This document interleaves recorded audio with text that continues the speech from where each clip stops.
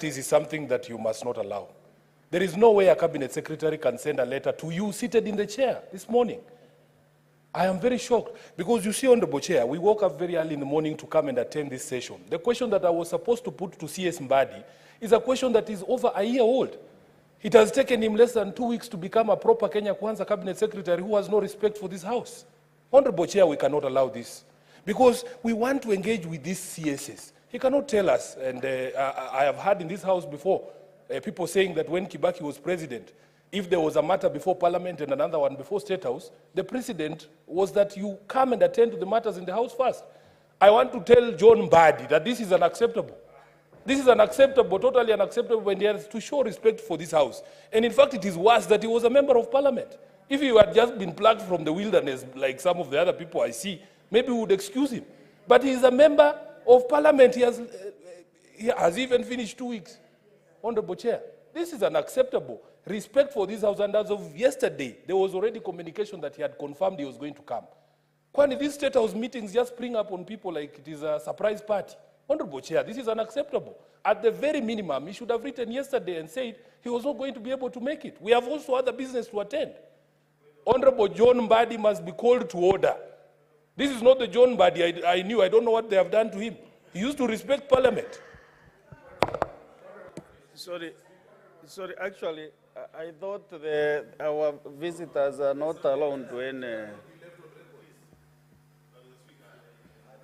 I want to give our guests just 10 minutes, then we can do housekeeping.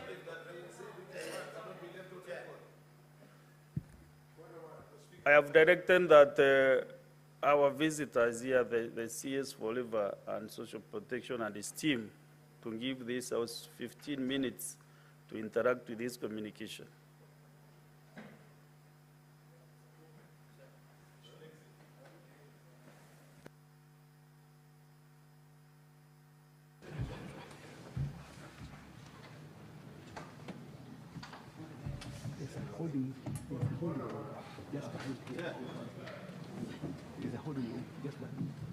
Yes, Majority Leader. Mr. Speaker, I keep telling my friend Sifuna that if he wants to become a good legislator, he must not conflate issues. The point that he's raising is something that all of us on this side agree with. I have been on this floor severally, coming down heavily against cabinet ministers when they fail to appear before this House.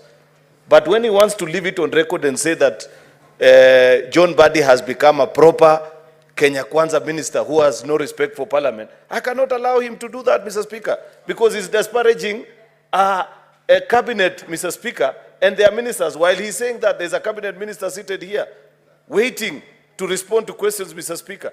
Is it in order, Mr. Speaker, for Senator Edwin Sifuna to claim that a proper Kenya Kwanza minister has no regard for Parliament? Can he table any fact, Mr. Speaker, to support his allegations, Mr. Speaker? Because otherwise, you reduce a very valid point to a partisan debate that is useless. We had a very valid conversation that we would have had about the presence or otherwise of ministers. But now he wants to distract us with sideshows, Mr. Speaker. Honorable Senators, let us not be emotional on this matter. Actually, this is a matter concerning the whole House. This is a bipartisan issue. So, Senator Sifuna, maybe you can kill a record so that we can be able to move nicely, Honorable Senator Sifuna.